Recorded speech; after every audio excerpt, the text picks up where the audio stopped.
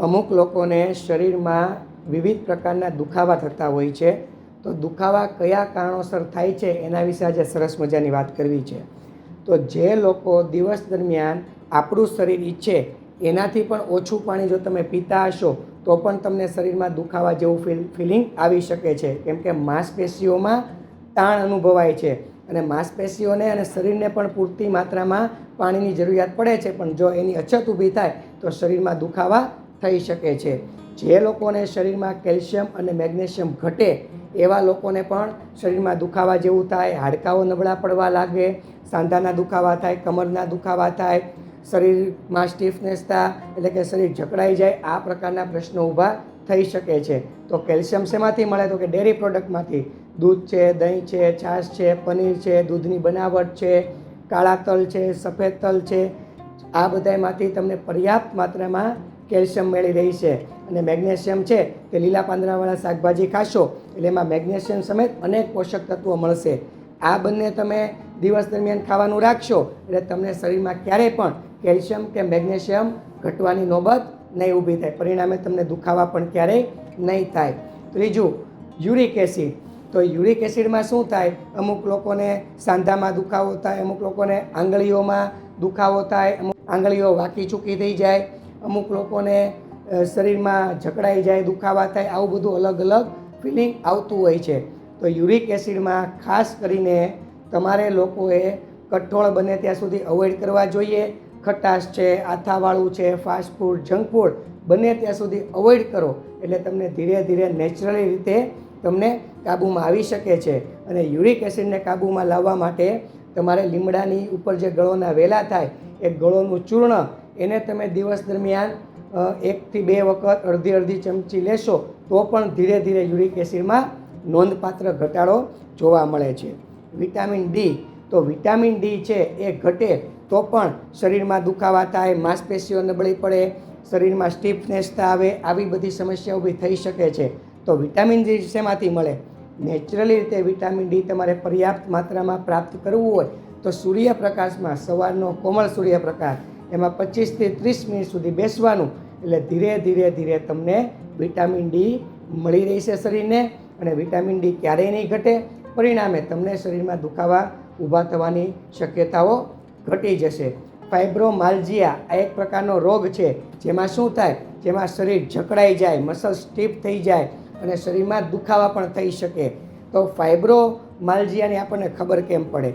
તો ફાઇબ્રોમાલ્જિયાનું નિદાન આપણે રિપોર્ટ દ્વારા કરી શકીએ છીએ અને એનું એક વખત નિદાન થઈ જાય એટલે આપણે એની ઉપર નિદાન આધારિત આપણે એની સારવાર કરીને આપણે સાજા થઈ શકાય છે. હજી આપણે એક સરસ મજાની વાત કરવી છે આર્થરાઇટિસની. જેમ જેમ મોટી ઉંમર થાય એમ મોટાભાગના લોકો આર્થરાઇટિસ નામના રોગનો શિકાર હોય છે.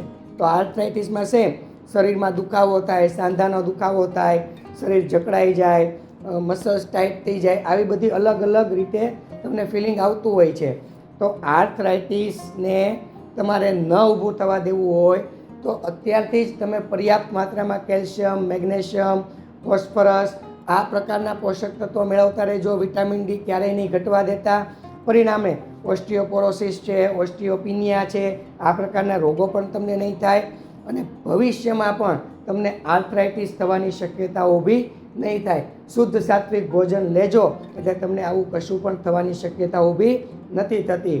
હજી અમુક લોકોને ખભાનો દુખાવો થતો હોય, હાથનો દુખાવો થતો હોય, ગળાનો દુખાવો થતો હોય, મસલ્સ ટાઈટ થઈ જતા હોય, સર્વાઇકલ પેન એને કહેવાય છે.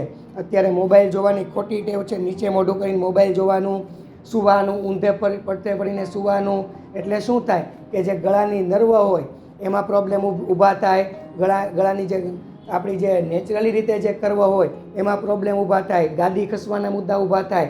પરિણામે સર્વાઇકલના મુદ્દા ઊભા થાય, શરીરમાં જકડાઈ જાય, શરીર સ્ટીફ થઈ જાય, હાથમાં ઝંઝણાટ રીતે આવું બધું થઈ શકે છે. અને ઓશિકું છે એ આપણે ઊંચું કદનું રાખશું તો પણ આ પ્રકારની તકલીફ થઈ શકે છે. તો આના માટે પહેલાં મોબાઈલ જોવાની ટેવ સુધારો, હંમેશા આંખ સામે મોબાઈલ રાખો.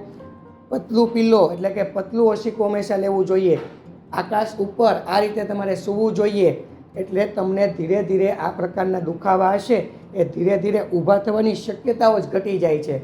એટલે તમને ભવિષ્યમાં પણ આ પ્રકારના દુખાવા ક્યારેય થતા નથી.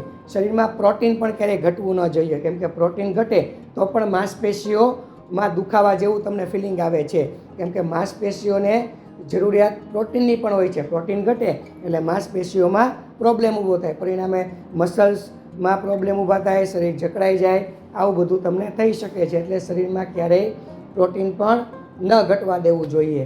અને તમને જ્યારે આ પ્રકારના દુખાવા થાય તો તમે નગોળના તેલનું માલિશ તમે કરી શકો છો. જો સામાન્ય દુખાવા થતા હોય તો દિવસ દરમિયાન તમે જો પૂરતી માત્રામાં ઊંઘ નહીં કરતા હોય અને તમે વારંવાર ઉજાગરા કરતા હશો તો પણ શરીર થાકનો અનુભવ કરે છે અને શરીરમાં પુષ્કળ માત્રામાં તમને નબળાઈ જેવું ફિલિંગ આવે છે. જે લોકો સતત માનસિક ચિંતા કરતા હશે, હતાશા, નિરાશા, સ્ટ્રેસ આ બધું લેતા હશે, એવા લોકોને પણ દિવસે ને દિવસે શરીર નબળું પડતું જાય છે. એટલે તમારે ચિંતા, હતાશા, નિરાશા, સ્ટ્રેસ લેવલ ઘટાડવું જોઈએ, એટલે તમને આ પ્રકારના દુખાવામાંથી તમને ધીરે ધીરે મુક્તિ મળી જાય. આપ સૌને મારા પ્રણામ. જય ધન્વંતરી.